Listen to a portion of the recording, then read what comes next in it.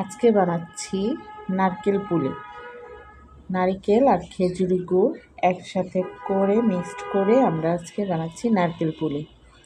শীত যেহেতু চলেই আসছে, পিঠা চিরা তো একটু করতেই হয়। আমি অবশ্য তেমন একটা পিঠা চিরা বানাই না, আম্মা বানায়, সেটাই খাই।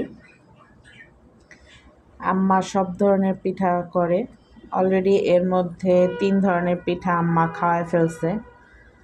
পাটিসাপটা পিঠা, তারপরে বোড়া পিঠা, কালকে খাওয়ালো পুলি পিঠা।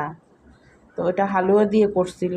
আজকে তনুর আবদার, তনু ত্রয়ী দুইজনেরই, যে নারকেল পুলিটা করে দিতে হবে। এর জন্য আজকে নারকেল পুলি, এটা সহজ, এর জন্য এটা আমি করি। এই যে ভাজটা দিয়ে নিলাম মোড়ায় মোড়ায়, দেখেন কত সুন্দর হয়ে গেছে। আলহামদুলিল্লাহ, কি সুন্দর না? এই ভাজটা আমার বড় খালা খুব সুন্দর পারত, এত নিখুঁত বড় খালার কাজ ছিল, মাশাল্লাহ। আল্লাহ খালাকে জান্নাত নসিব করুক। আমাদের রেডি নারকেল পুর।